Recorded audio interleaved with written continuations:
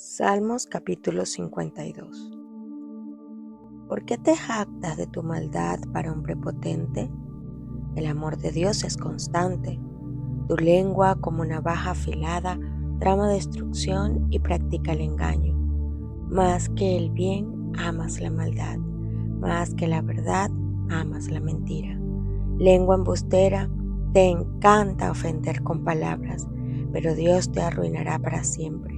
Te tomará y te arrojará de tu hogar, te arrancará del mundo de los vivientes. Los justos verán esto y temerán. Entre las burlas dirán de él: aquí tienen al hombre que no buscó refugio en Dios, sino que confió en su gran riqueza y se afirmó en su maldad.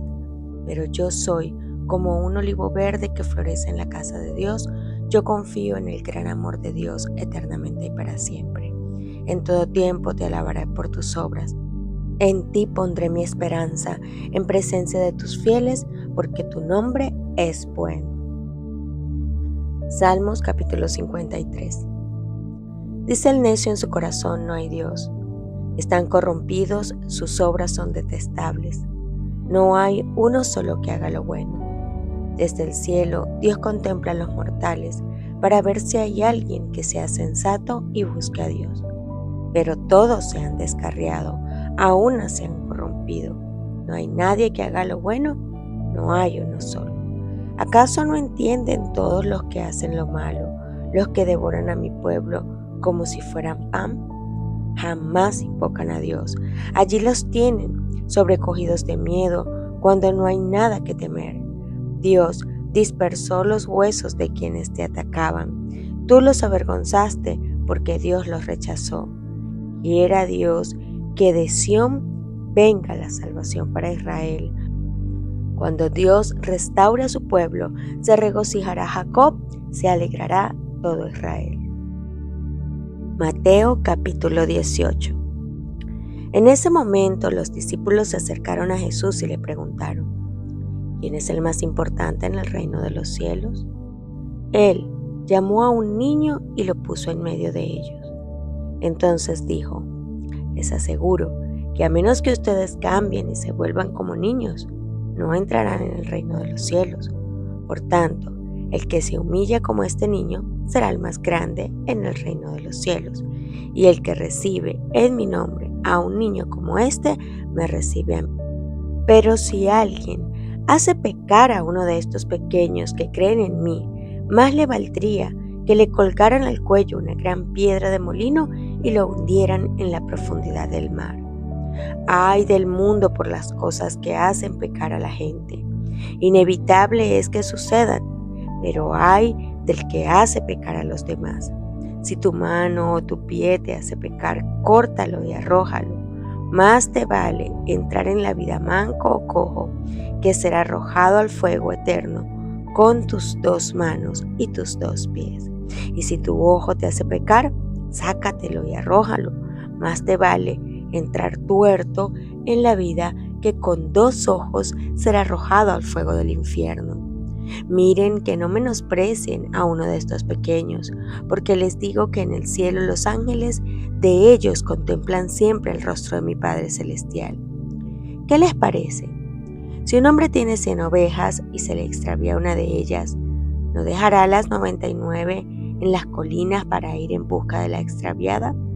Y si llega a encontrarla, les aseguro que se pondrá más feliz por esa sola oveja que por las 99 que no se extraviaron. Así también el Padre de ustedes que está en el cielo no quiere que se pierda ninguno de estos pequeños. Si tu hermano peca contra ti, ve a solas con él y hazle ver su falta. Si te hace caso, has ganado a tu hermano, pero si no, lleva contigo a uno o dos más, para que todo asunto se resuelva mediante el testimonio de 2 o 3 testigos. Si se niega a hacerles caso a ellos, dísele a la iglesia. Y si incluso a la iglesia no hace caso, trátalo como si fuera un incrédulo o un renegado. Les aseguro que todo el que ustedes aten en la tierra quedará atado en el cielo, y todo lo que desaten en la tierra quedará desatado en el cielo. Además les digo que si dos de ustedes en la tierra se ponen de acuerdo sobre cualquier cosa que pidan, les será concedido por mi Padre que está en el cielo. Porque donde dos o tres se reúnen en mi nombre, allí estoy yo en medio de ellos. Pedro se acercó a Jesús y le preguntó: Señor, ¿cuántas veces tengo que perdonar a mi hermano que pecare contra mí? ¿Hasta 7 veces? No te digo que hasta 7 veces, sino hasta 77 veces, le contestó Jesús. Por eso el reino de los cielos se parece a un rey que quiso ajustar cuentas con sus siervos. Al comenzar a hacerlo, se le presentó uno que le debía miles y miles de monedas de oro. Como él no tenía con qué pagar, el Señor mandó que lo vendieran a él, a su esposa y a sus hijos y todo lo que tenía, para así saldar la deuda. El siervo se postró delante de él. Tenga paciencia conmigo, le rogó, y se lo pagaré todo. El Señor se compadeció de su siervo, le perdonó la deuda y lo dejó en libertad. Al salir aquel siervo se encontró con uno de sus compañeros que le debía 100 monedas de plata. Le agarró por el cuello y comenzó a estrangularlo. Págame lo que me debes, le exigió. Su compañero se postró delante de él. Ten paciencia conmigo, le rogó, y te lo pagaré. Pero él se negó. Más bien fue y lo hizo meter en la cárcel hasta que pagara la deuda. Cuando los demás siervos vieron lo ocurrido, se entristecieron mucho y fueron a contarle a su señor todo lo que había sucedido. Entonces el señor mandó a llamar al siervo. Siervo malo, le increpó, te perdoné toda aquella deuda porque me lo suplicaste. ¿No debías tú también haberte compadecido de tu compañero, así como yo me compadecí de ti? Y enojado, su señor lo entregó a los carceleros para que lo torturaran hasta que pagara todo lo que debía. Así también mi Padre Celestial los tratará a ustedes, a menos que cada uno perdone de corazón a su hermano. ¿Cómo se alcanza el perdón? Pedro había venido a Cristo con la pregunta: ¿cuántas veces perdonaré a mi hermano que pecare contra mí? Hasta 7. Los rabinos limitaban a 3 las ofensas perdonables. Pedro, creyendo cumplir la enseñanza de Cristo, pensó extenderlas a 7, el número que significa la perfección. Pero Cristo enseñó que nunca debemos cansarnos de perdonar. No, hasta 7, dijo él, más aún hasta 70 veces 7. Luego mostró el verdadero fundamento sobre el cual debe concederse el perdón y el peligro de albergar un espíritu no perdonador. En una parábola narró el trato de un rey con los funcionarios que administraban los asuntos de su gobierno.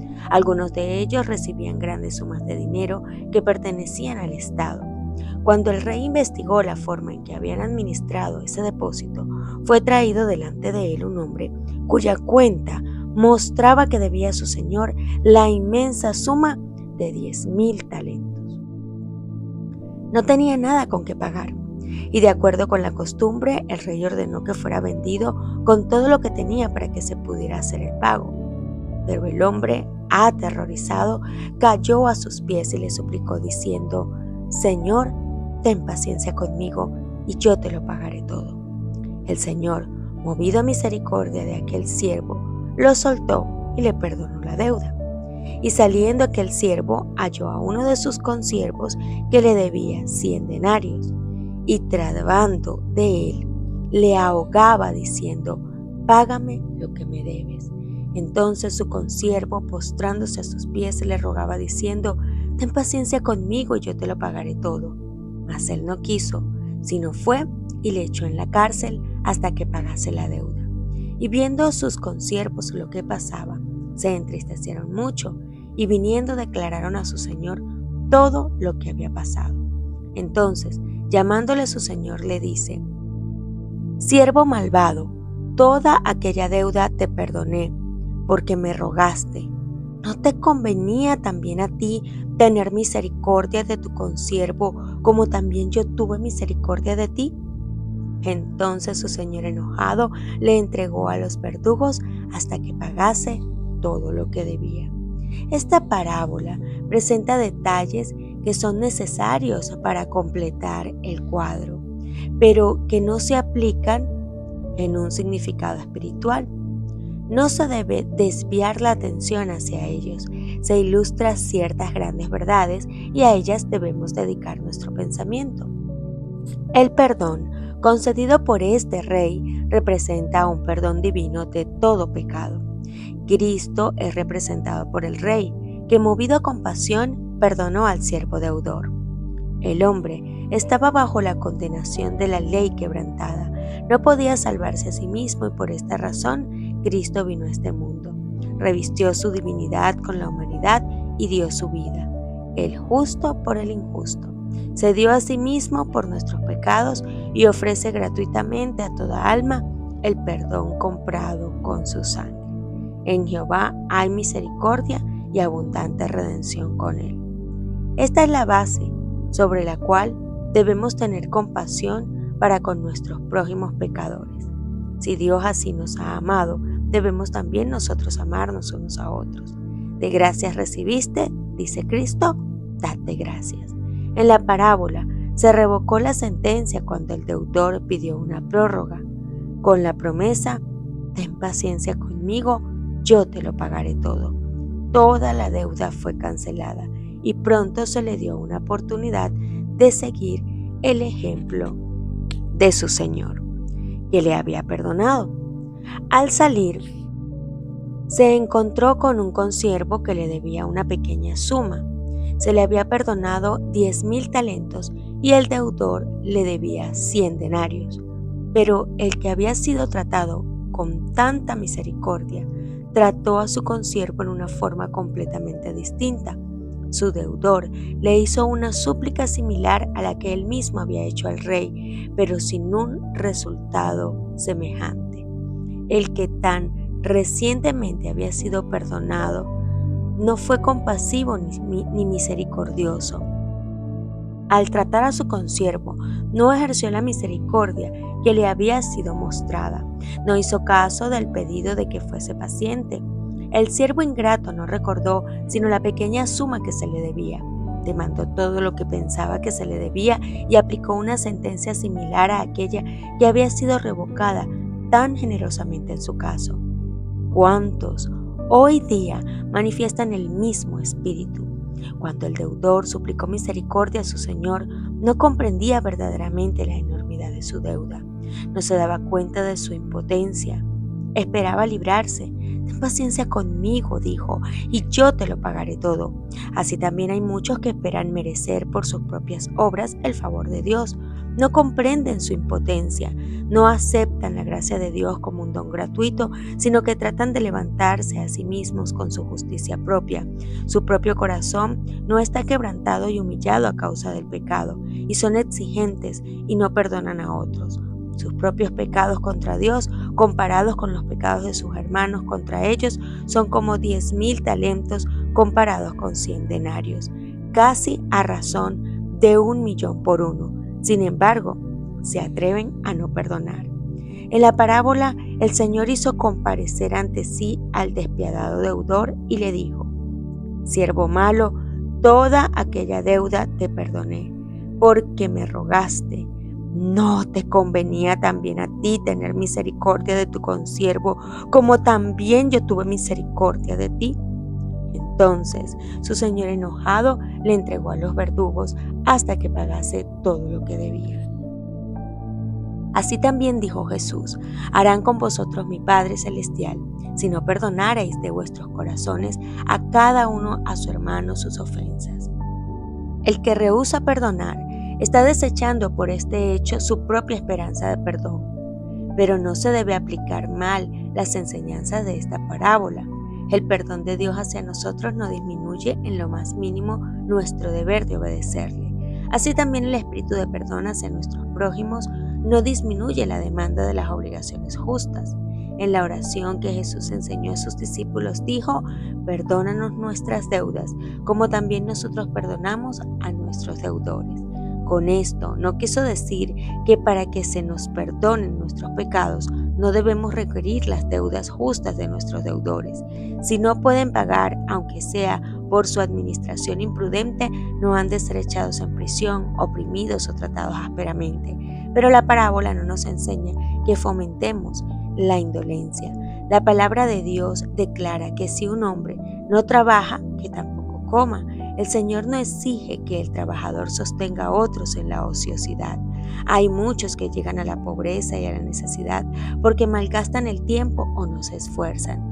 Si esas faltas no son corregidas por los que las abrigan, todo lo que se haga en su favor será como poner un tesoro en la bolsa agujerada.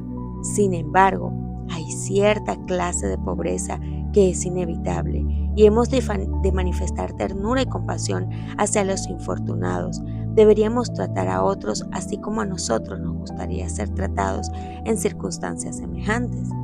El Espíritu Santo, mediante el apóstol Pablo, nos da la orden si hay alguna consolación en Cristo, si algún refrigerio de amor, si alguna comunión del Espíritu, si algunas entrañas y misericordias, cumplid mi gozo, que sintáis lo mismo, teniendo el mismo amor, unánimes, sintiendo una misma cosa. Nada hagáis por contienda o vanagloria, antes bien en humildad, estimándoos inferiores los unos a los otros. Haya pues en vosotros este sentir que hubo también en Cristo Jesús. Pero el pecado no ha de ser considerado livianamente.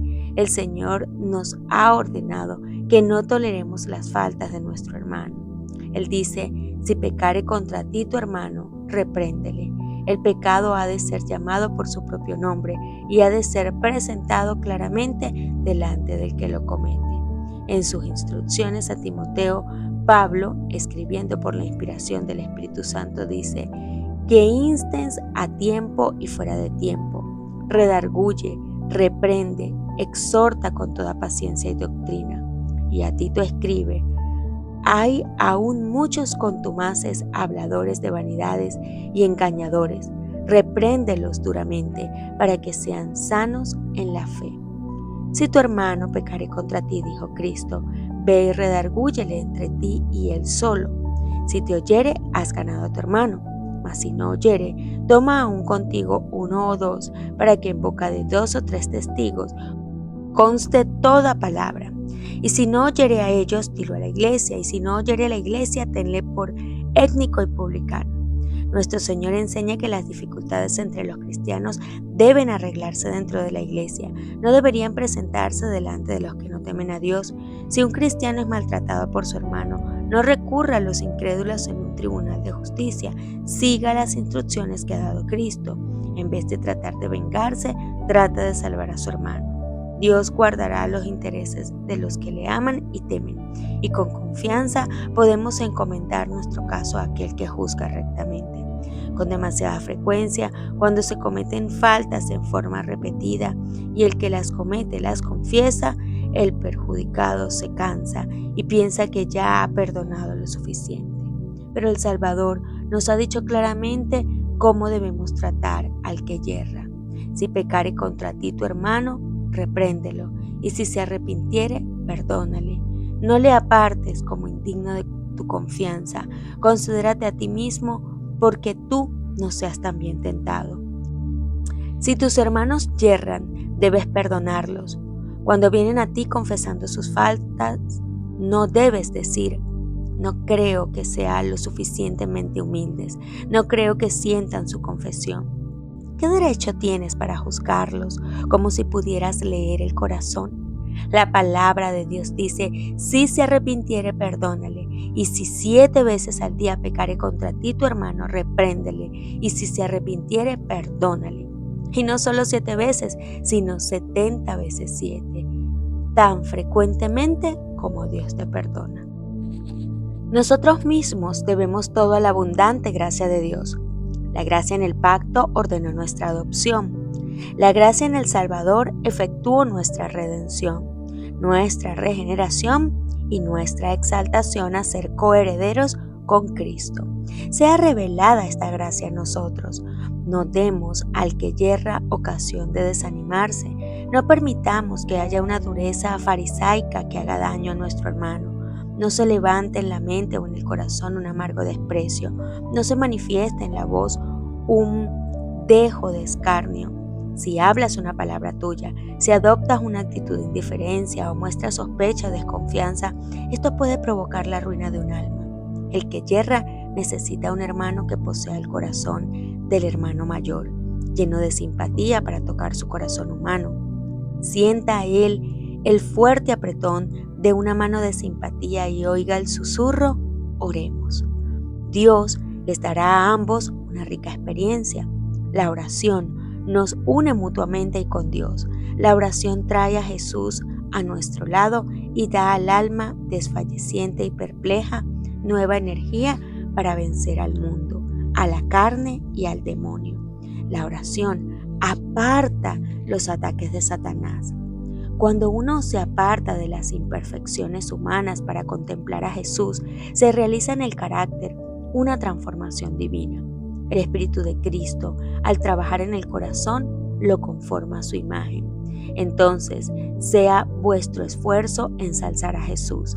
Diríjanse los ojos de la mente al Cordero de Dios que quita el pecado del mundo, y al ocuparnos en esta obra, recordar que el que hubiere hecho convertir al pecador del error de su camino, salvará un alma de la muerte y cubrirá multitud de pecados. Mas si no perdonareis a los hombres sus ofensas, tampoco vuestro Padre os perdonará vuestras ofensas. Nada puede justificar un espíritu no perdonador. El que no es misericordioso hacia otros muestra que él mismo no es participante de la gracia perdonadora de Dios. En el perdón de Dios, el corazón del que yerra se acerca al gran corazón del amor infinito. La corriente de compasión divina fluye al alma del pecador y de él hacia las almas de los demás. La ternura y la misericordia que Cristo ha revelado en su propia vida preciosa se verán en los que llegan a ser participantes de su gracia. Pero si alguno no tiene el Espíritu de Cristo, el tal no es de él. Está alejado de Dios, listo solamente para la separación eterna de él. Es verdad que él puede haber recibido perdón una vez, pero su espíritu falto de misericordia muestra que ahora rechaza el amor perdonador de Dios. Se ha separado de Dios y está en la misma condición en que se hallaba antes de ser perdonado.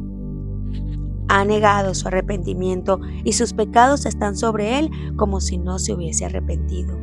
Pero la gran lección de la parábola se halla en el contraste entre la compasión de Dios y la dureza del corazón del hombre, en el hecho de que la misericordia perdonadora de Dios ha de ser la medida de la nuestra. ¿No te convenía también a ti tener misericordia de tu consiervo, como también yo tuve misericordia de ti? No somos perdonados porque perdonamos, sino cómo perdonamos. La base de todo el perdón se encuentra en el amor inmerecido de Dios, pero por nuestra actitud hacia otros mostramos si hemos hecho nuestro ese amor. Por lo tanto, Cristo dice: con el juicio con que juzgáis seréis juzgados, y con la medida con que medís os volverán a medir.